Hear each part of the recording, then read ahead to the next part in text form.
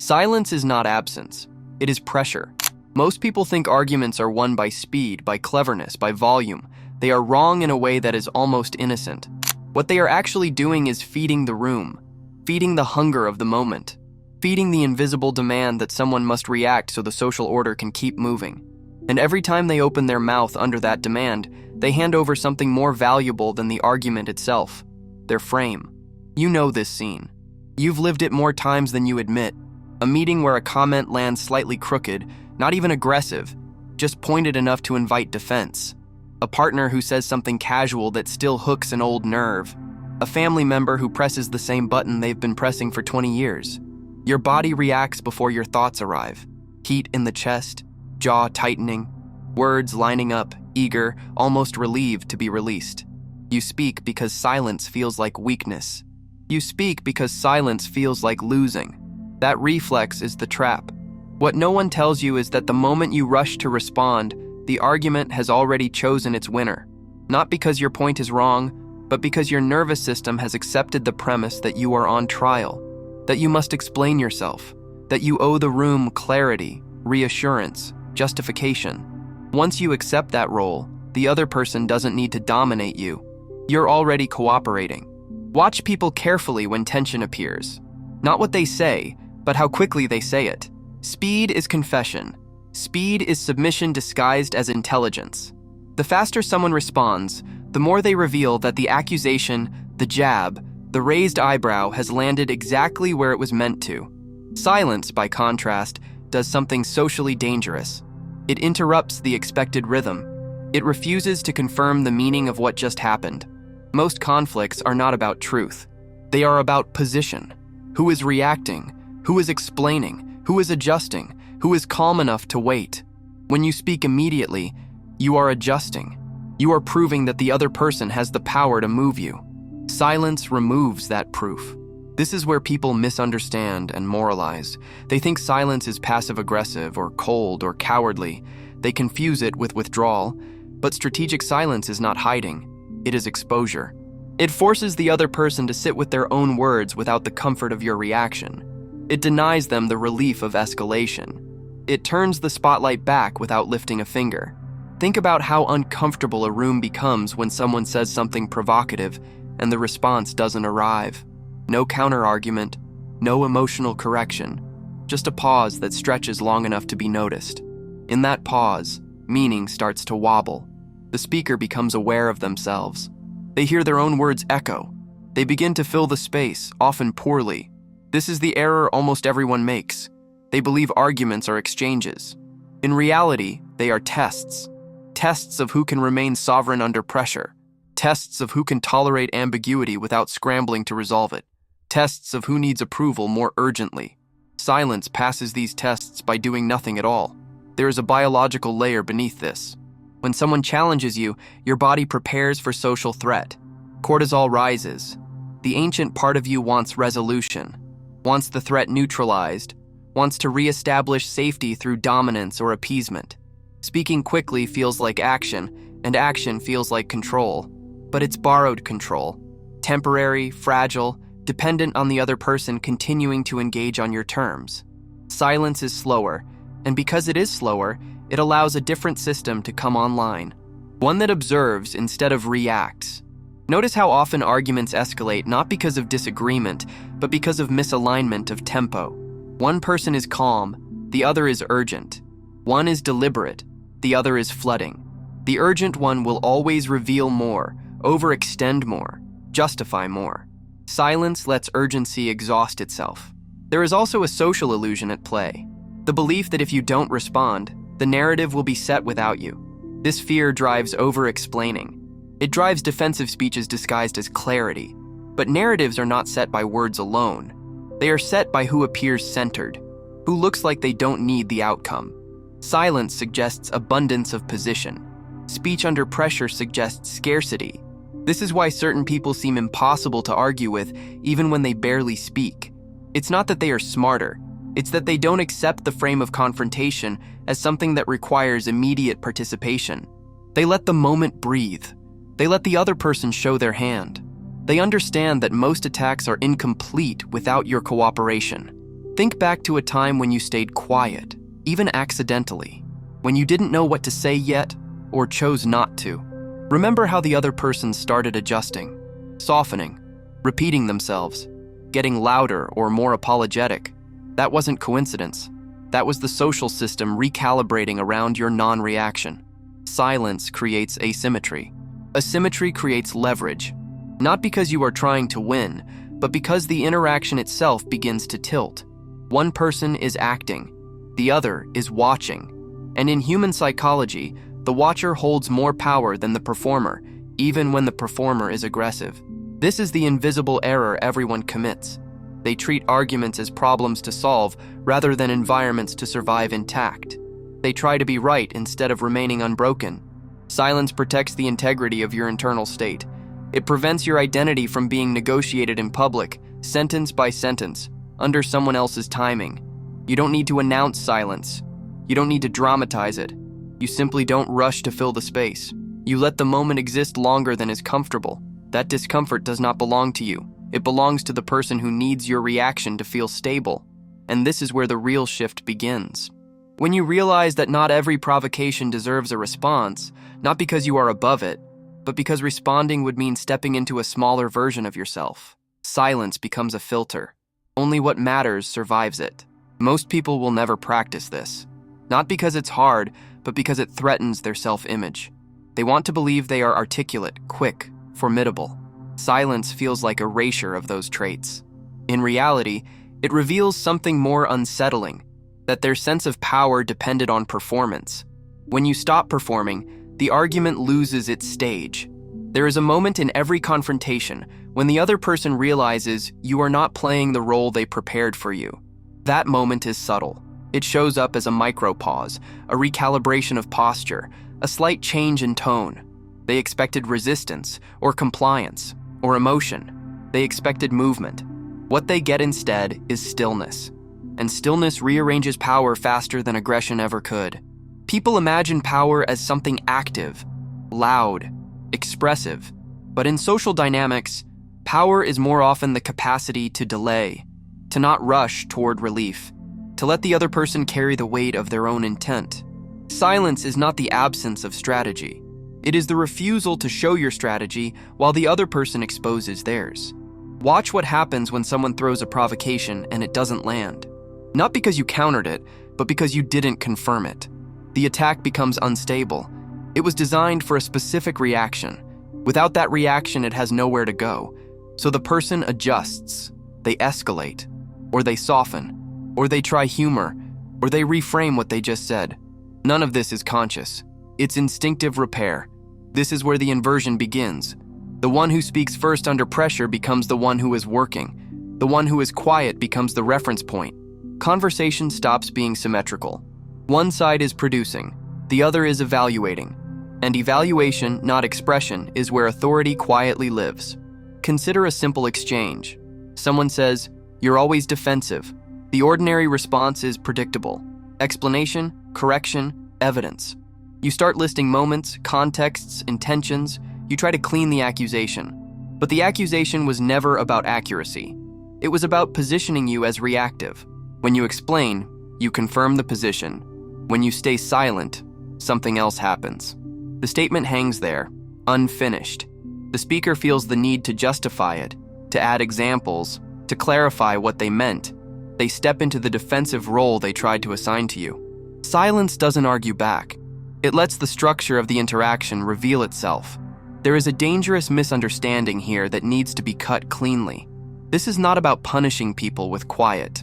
It is not about withholding to gain compliance. That kind of silence is brittle and resentful. It leaks. What actually shifts the dynamic is internal non-reaction. External silence is just the visible side effect. If inside you are rehearsing speeches, seething, waiting to strike, the silence will feel tense and hostile. Others will sense it. The room will harden. That's not sovereignty. That's repression. The silence that alters power comes from clarity, not control. From deciding that you do not need to resolve this moment immediately to remain intact. From knowing that your value is not being negotiated in real time. When that is true internally, externally, you don't rush. People often ask implicitly, through their behavior, "Are you going to chase this?" Silence answers without words, "No," and that answer reorganizes the exchange. Another inversion happens with agreement. Not agreement as surrender, but agreement without defense. Someone accuses you of being cold. Instead of protesting, you let the statement sit. Then you nod slightly, not theatrically, just enough to acknowledge it exists. The other person expects resistance. They get acceptance. The attack loses its purpose. If you are not trying to escape the label stops being a weapon.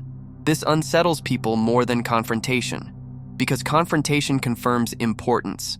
Silence and calm agreement remove the sense that they have struck something vital. The ego of the attacker feeds on friction. Without it, they are left with themselves. Notice how often people escalate when their initial move fails. Louder voice, sharper words, repetition. This is not strength. It's the nervous system demanding validation. Silence lets escalation look like what it is: loss of control. You don't need to point it out. Everyone can feel it. There is a reason experienced negotiators speak less, not more.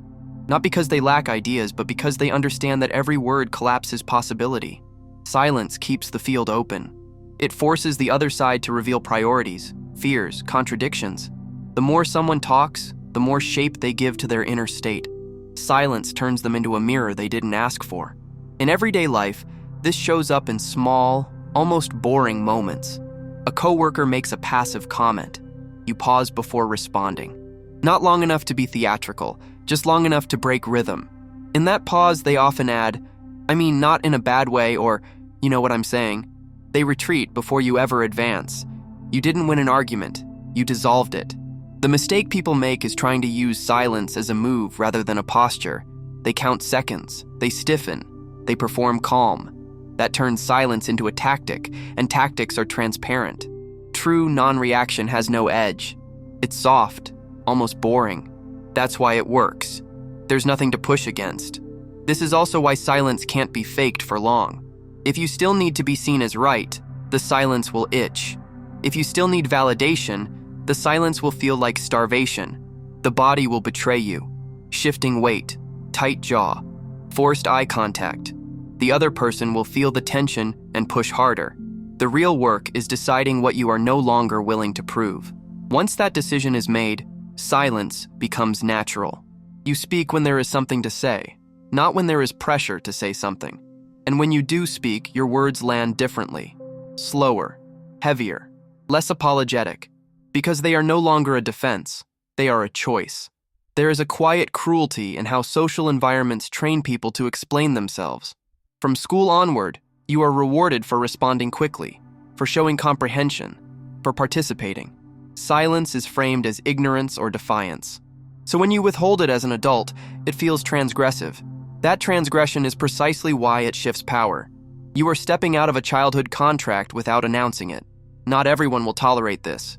Some people rely on your reactivity to feel significant. When you stop supplying it, they may accuse you of being distant, arrogant, or manipulative. This is projection. They are naming the discomfort of losing influence. You don't need to correct that either. Silence is not a solution to every conflict. Some situations require clarity, boundaries, explicit refusal. But even then, silence often precedes those words. It gives them weight. It ensures they are not reactions, but declarations. When you understand this, arguments stop feeling like battles to win and start looking like weather systems to pass through without damage. You don't chase thunder. You don't argue with rain. You adjust your position and let it move on. And something else happens over time. People learn how to approach you. They become more precise, more respectful, or they drift away. Both outcomes are information. Both simplify your world. Silence, used this way, is not about controlling others. It's about refusing to abandon yourself for the comfort of resolution. That refusal is felt. It teaches without instruction. It draws a line without drawing attention to it. In the next movement, this shifts again. Silence stops being something you do in moments of conflict and becomes part of how you inhabit yourself. Identity changes. The need to react dissolves. What remains is harder to provoke and easier to trust. There comes a point when silence stops being a response and becomes a condition. Not something you deploy, but something you live inside. This is where most people fall away from the idea, because it no longer feels like a skill they can practice. It feels like a reorganization of identity, and identity resists change more fiercely than habits ever do. Up to now, silence has functioned as a disruption, a pause that destabilizes the other person. But beneath that effect is a deeper movement, the withdrawal of your ego from public negotiation. When you no longer experience every challenge as a referendum on your worth, the need to speak evaporates. Not because you are suppressing yourself, but because there is nothing urgent to protect. This is where the shadow enters. Everyone carries an unexamined fear that if they don't correct misunderstandings immediately, something essential will be lost. Respect, status, love, safety. That fear is rarely about the present moment. It's older. It comes from a time when being misunderstood had consequences you couldn't survive. Silence then meant abandonment, punishment, erasure. So you learned to speak quickly, to explain, to prove you were good, reasonable, aligned. That child never stopped talking. They just got better vocabulary. When someone presses you now, what activates is not the current situation, but the old contract. React fast or disappear. Silence feels like stepping back into danger. The body doesn't know the difference between a critical parent and a dismissive colleague. It only knows threat and response. This is why silence is unbearable for some people. It brings them face to face with the part of themselves that believes survival depends on being legible at all times, on being understood immediately, on being approved without delay. To sit in silence is to feel that belief crack. Most people never let it crack. They build entire personalities around constant signaling, opinions ready, explanations polished, moral positions preloaded. They call this being authentic or communicative. But watch closely and you'll see the tension underneath, the exhaustion of maintaining coherence under observation. The adult version of silence is not withdrawal, it's containment. You still feel the impulse to speak. You just don't obey it automatically. You let it pass through without acting it out. This is not suppression. Suppression pushes down. Containment holds without collapse. There is a moment, subtle and private, when you realize that nothing terrible happens when you don't react. The world does not end. People don't vanish. Respect doesn't dissolve. In fact, something opposite occurs. The environment becomes quieter around you, less invasive, less entitled to your inner state. This is the shift from technique to posture. At this stage, silence stops being dramatic. You're no longer counting beats or watching faces. You simply don't feel rushed. Someone misunderstands you and you notice the misunderstanding without the reflex to fix it. Someone projects a motive onto you and you let it exist as their experience, not your identity. This doesn't make you passive. It makes you selective. Power here is not about winning exchanges. It's about not being drafted into unnecessary ones. There is an ethical weight to this that people avoid naming. When you stop reacting, you also stop punishing. You are no longer trying to dominate, embarrass, or correct. You are letting others reveal themselves at their own pace. This is not kindness in the sentimental sense. It's clarity without interference. And clarity can be unsettling. Some people will accuse you of being cold because they no longer feel mirrored. Others will say you've changed because the old hooks don't catch. What they are responding to is the loss of access. You are no longer immediately available for emotional transactions. This feels like rejection to those who relied on your reactivity for orientation. Here, restraint becomes visible as maturity. There is a reason people who are deeply secure rarely explain themselves in detail. Not because they are arrogant, but because they don't experience misunderstanding as an emergency. They trust time, pattern, and consistency more than performance. They know that those who matter will adjust, and those who don't were never the audience. This is the adult position. Not hardened, not defensive, just uninterested in proving coherence on demand. Silence also changes how you hear others. When you are not preparing responses, you notice texture, hesitation, contradiction, need disguised as certainty. You start hearing what people are trying to regulate in themselves, not just what they are saying to you. Compassion may arise, but it's quiet, unspectacular. It doesn't need expression either. At this level, arguments rarely form, not because there is agreement, but because there is no friction to sustain them. Disagreement can exist without combat. Difference can exist without threat. This is not because you are above others, but because you are no longer organized around resistance. The deepest irony is that when you stop trying to win arguments, people take you more seriously. Your words, when they come, carry weight precisely because they are not frequent. They are not reflexive. They are not shaped by pressure. Silence gives language back its density. This does not mean you never speak sharply. It means when you do, it is clean. No excess. No defense wrapped inside attack. A boundary stated once and not revisited. A truth spoken without escalation. And then silence again, not as a tactic, but as a natural return. The transition here is symbolic. The child speaks to be seen. The adolescent speaks to dominate or rebel. The adult speaks to align action with reality. The sovereign speaks only when silence would distort truth. Everything else can remain unsaid. If there is a challenge embedded in this, it is not behavioral. It is existential. Can you tolerate being temporarily misunderstood without rushing to repair it? Can you let others carry their interpretations without grabbing them back? Can you remain intact while someone else is unsettled? If that question feels sharp, it has found its target. You don't need to practice silence everywhere. Just notice where you are still explaining yourself unnecessarily, where you are still reacting to preserve an image, where words arrive faster than thought. Those are the thresholds. Not to fight, but to observe. Silence will meet you there on its own. And if this resonates with the part of you that no longer wants to perform clarity for comfort, you already know what to do next.